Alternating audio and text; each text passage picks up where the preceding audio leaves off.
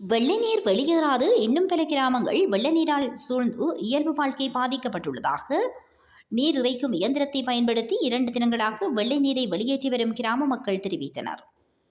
கடந்த தாளமுக்கம் காரணமாக கடும் மழையினால் ஏற்பட்ட வெள்ளத்தினால் இக்கிராம மக்கள் மிக மோசமாக பாதிக்கப்பட்டிருந்தனர்.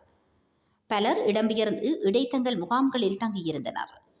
இவ்வாறு பாதிப்புக்குள்ளான குடிகாமம் கிழக்கு, தவசிகுளம், பாலாவி, ஆத்தியடி, நாவலடி கிராமம் அமைந்துள்ளது. வெள்ளநீர் வடிந்தோடக்கூடிய வடிகால் அமைப்பு இன்மையால் வெள்ளநீர் இக்கிராமத்தில் தேங்கி காணப்படுகின்றது. குடியிருப்பு காணிகள், வீதிகள் என்பன வெள்ளம் சூழ்ந்து காணப்படுகின்றன. இதனால் இம்மக்களின் இயல்பு வாழ்வு பாதிக்கப்பட்டுள்ளது. இக்கிராமத்து இளைஞர்கள் இணைந்து தமது சொந்த நிதியில் தேங்கியுள்ள வெள்ள நீரை வெளியேற்ற பாரிய நீர் பம்பியை வைத்து வெள்ள நீரை இறைத்து வெளியேற்றி வருகின்றனர்.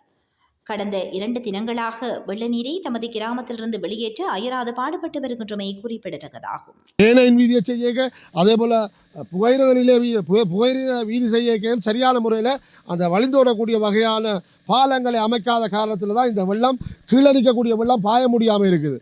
அது சரியான தொழில்நுட்ப ஊடாக அந்த பாலங்களை ஏனையின் வீதியிலையும் அதே போல் புகையிரத வழியிலையும் அதை பதிக்க வேணும். பதிச்சா மட்டும்தான் இந்த நீர் வெளியே போகும். இல்லை தவறுனா இப்படி ஒரு கொஞ்சம் நீர் மேலதிக நீர் வெளியே போன அப்புறம் மற்ற நீர் இந்த இடங்களில் தேங்கி நின்று இந்த மக்களுக்கு நோய் வரக்கூடிய அதே போல் ஆபத்தான நிலைமைகளை உருவாக்கக்கூடிய நிலைமை இருக்குது. இதுக்கு சரியான முறையில் உரிய அதிகாரிகள், ஆளுநர், அதே போல் நிர்வாகத்தில் நடத்தக்கூடிய உயர் அதிகாரிகள் இந்த விடயத்தை நேரம் பார்த்து இதுக்கான சரியான வழிமுறைகளை செய்து மக்களுடைய பாதுகாப்பையும் மக்களுடைய வசதியையும் உறுதிப்படுத்துமாறு கேட்டுக்கொள்கிறோம். நன்றி, வணக்கம். ஒவ்வொரு வரியும் இப்படித்தான் தண்ணி நிற்கிறது. நாங்கள் இதுக்குள்ளெல்லாம் போக்குவரத்தை மேற்கொண்டு வாரினாங்க. கொஞ்சம் சிரமமாக தான் இருக்கிறது.